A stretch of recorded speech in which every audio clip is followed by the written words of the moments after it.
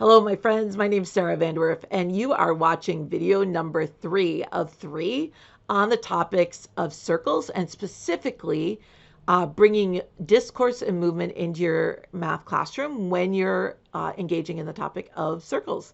So if you want to know more about this video, you can read more or you can download information about it at my blog, my website, sarahvanderwerf.com. I also am active on social media, so you can find me, particularly on Twitter is where I'm the most active. And then if you're watching this on YouTube right now, the 3 videos are all on YouTube, and you like the videos, hopefully you'll subscribe and click like so you can get notifications when I make more videos. So this video is specific about building vocabulary connected to circles. If you watch video number 1, and if you want the answers to this, go back to video number 1. Video number 1 is where we build the definitions of what a circle is and where a center is. And in that video, I get all my students standing. Each of those dots that you see in this picture right here is a student, represents a student. And I get all my students to stand like this. And not once with my students do I use the word stand in a circle.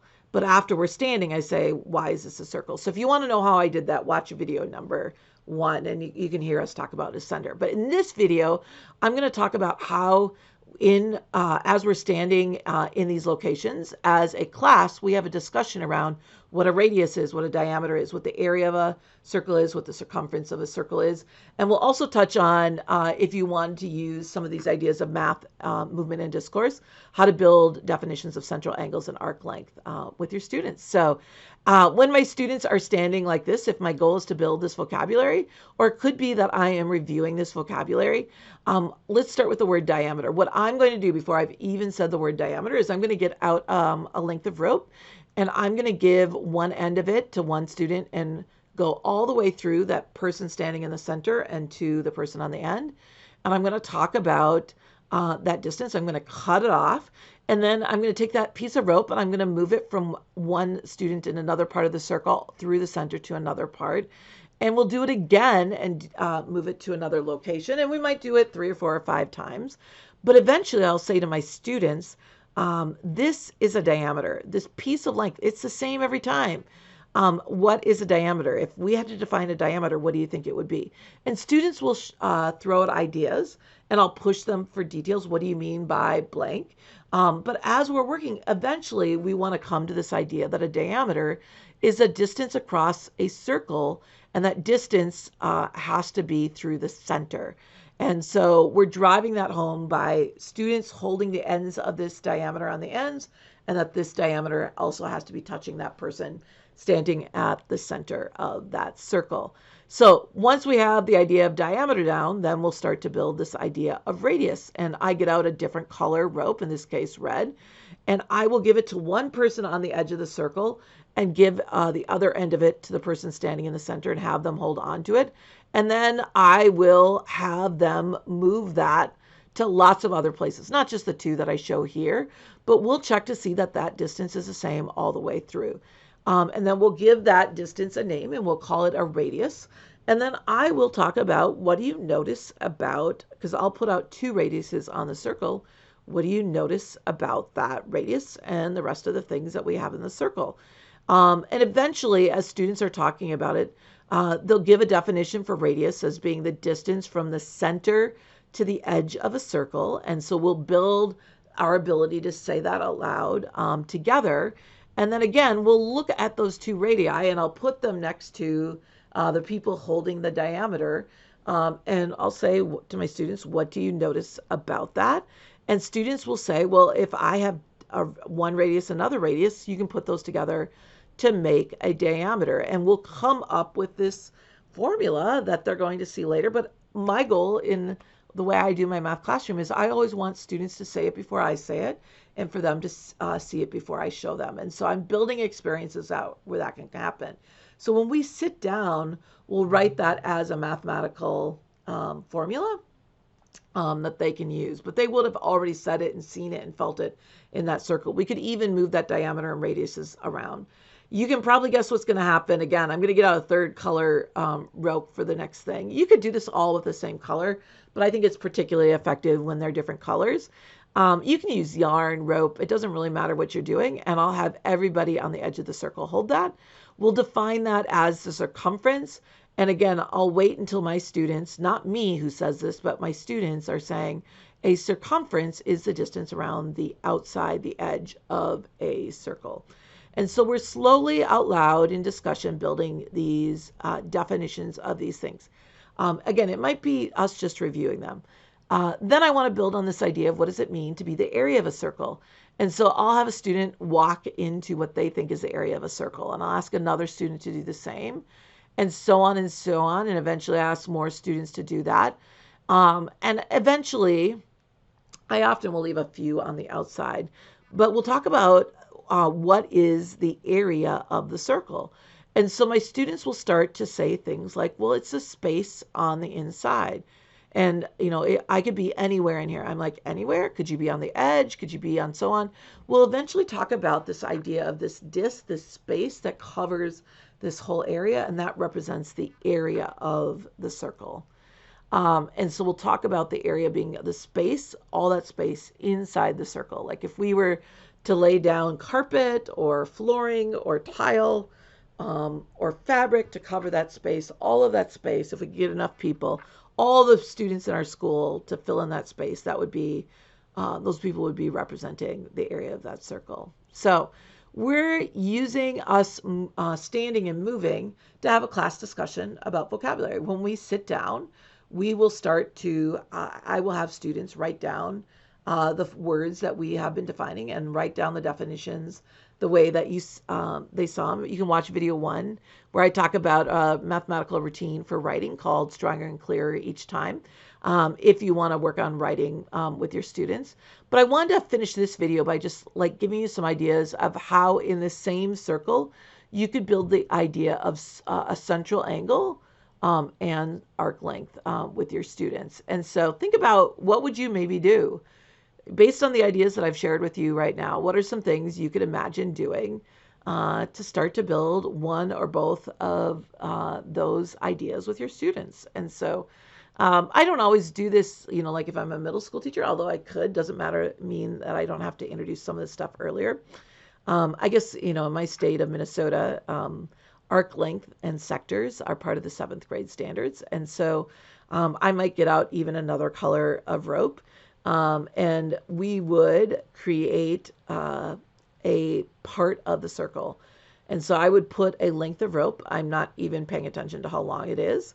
And we would talk about a arc being the distance around part of the circle. I would say, what do you notice? Is this the circumference? No, it's not the whole thing. So it's just a part. And I'm getting them to say all this stuff, and then I'm giving them the mathematical term to go with that.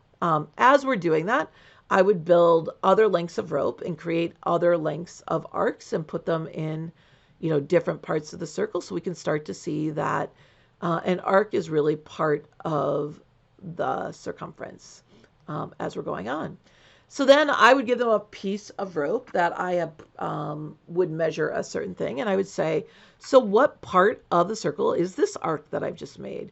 And students would be like, some students might have an idea of what part it is. I have some other ways that I think about this. This is a favorite graphic that I use whenever I'm talking about parts of circles. This is a Minnesota chiropractic company, and this is their logo. What's really interesting about this company is what their logo is their 360 chiropractic, turning your health around. This is part of the mathematical fails that I put out every August because I think this company has the wrong logo. Because if I walk in there with a back that's hurting and they turn my health 360 degrees around, I'll be back to where I started.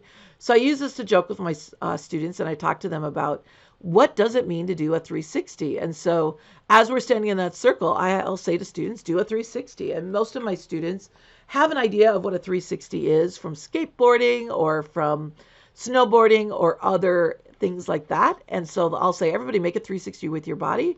And a ton of my students will turn themselves around. And so we'll do a 360, we'll do a 720. Imagine when you start getting into radians and degrees in trig, imagine having your students get up and move and think about what this would look like. I sometimes show videos of skateboarding tricks, snowboarding tricks, and do this. But we're building this idea of what it means to be part of a circle. So we'll also move 180 degrees.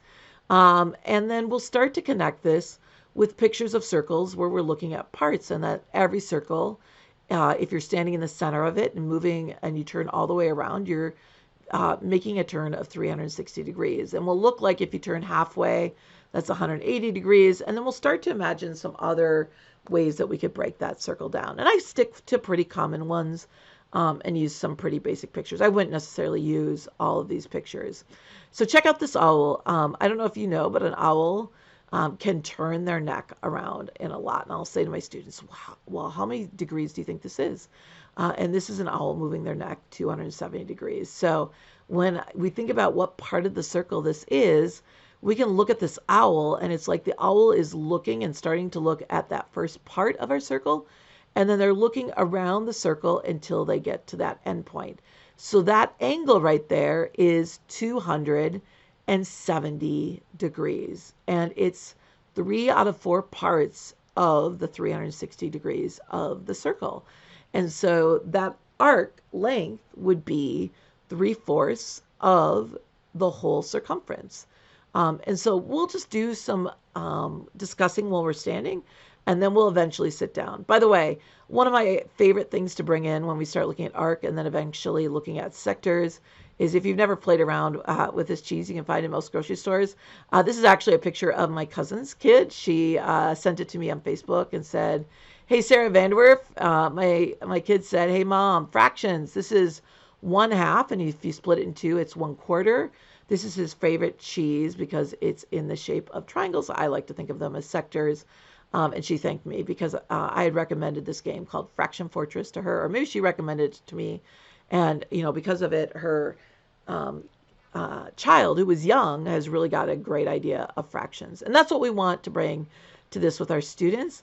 There's tons of other things you can do with rope, and by having students connecting it to the idea of area and those things to also build on those idea of sectors once you got arc length done. So, and then you can start to look at other sides like this is, and say to students, take a piece of rope and, get it from person to person all the way around, and say, hey, if you had to estimate approximately what part of the circle this is, estimation is a great tool that starts to give them some common sense. So what part of the area of the circle would I need? If I could find the area of the whole thing, one part would I need for just the area of this sector?